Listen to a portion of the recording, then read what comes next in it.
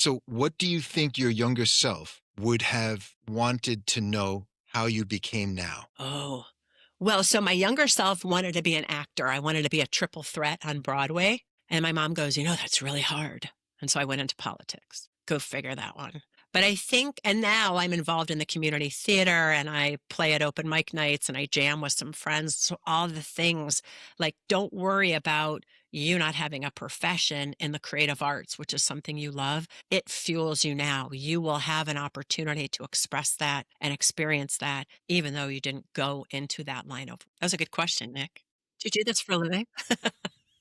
I I went with what you go with, which is you're bringing people back to a moment in their lives that has an impact on them. And there is a purpose that that behavior served for people, for you, for all of us as a youngster to cope and to get us through all the grades until high school and then college and then after college and then working. And then we get our experience. And you're certainly a person who loves to have an experience and is not too worried about the hardest thing I struggle with when working with young people is to let them understand to really embody what a growth mindset is. You're going to make some mistakes, you're going to mess up, but you've got to learn from that, and you cannot become devastated, which is where it always brings you back to these young kids, these Gen Z kids, and whoever comes afterwards.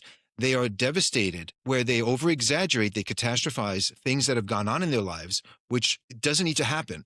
What you've been able to do is you've taken an event, something that's happened while you were growing up as a young adult, as an employee working as an adult, and you've been able to adapt and be as resilient as you are and reframe and cognitively reframe and emotionally reframe and then provide a structure for all that and then really like guide people through this. And that this is where, again, I'm going to go back to just watching the work and hearing what you've been able to accomplish.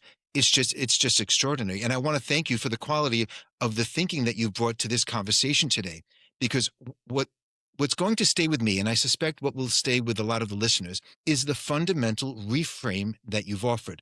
That what we've been treating as a flaw, as evidence of something missing, is actually something far more intelligent than that. It's a strategy. It has a history, it has a logic, and it deserves to be understood rather than fought. Because here's Yes. what I think that reframe makes possible. When you stop treating the pattern as the enemy, you stop spending your energy trying to eliminate it before you're allowed to move.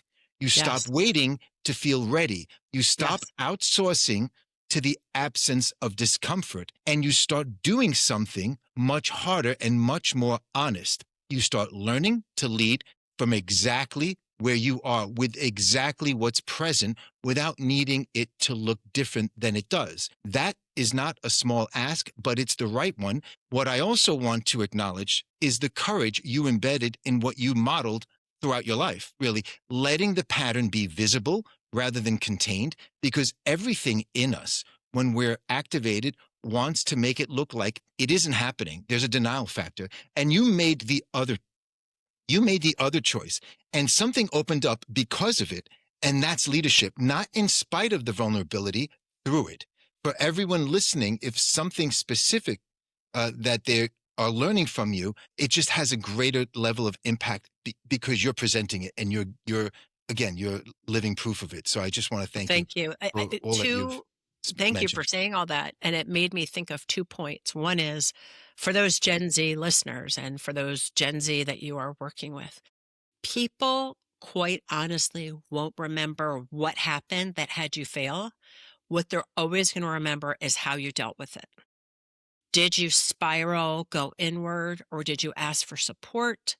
Did you contemplate, reflect on your actions and see what you could have done differently? Did you take yourself out of that situation because it wasn't healthy with you for you? Everyone's eyes are going to be on you, but they're not going to remember what happened. They're going to remember how you rose to the occasion and dealt with it after the fact. The second thing to remember, practice, practice, practice, then wail.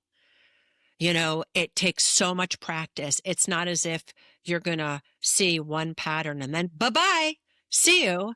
The brain's going to go, wait a minute, you thought you saw that pattern. I'm going to mess with you even further, and I'm going to test you again to see how good you did the last time.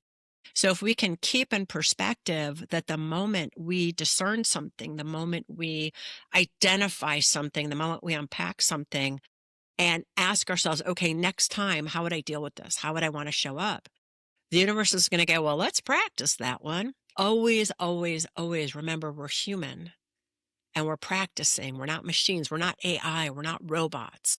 We don't make one mistake and then learn and never do it again. There's going to be other situations, people, circumstances that will try your very last nerve. And it's going to be, how do you show up in that moment? Appreciate everything you just mentioned. It's how you recover and how you come back Yes. and what you've Yes. learned. Uh, Again, I want to thank you for being here, Jen. What's the best way for people to find you? I know I'll put it on the screen later on. Yeah, yeah. So I would say three ways. One, it's easy. It's jencoken.com, JENCOKEN.com to find out more about me. You can send me an email, jen@jencoken.com. And then if you want to see what your particular flavor of imposter phenomenon is to help you discern what that brain pattern was, just go to jencokenquiz.com. And it's like a 2-second imposter syndrome decoder where you can go, oh, this is where, I'm more of a perfectionist. Where did that come from? And start tracing that back.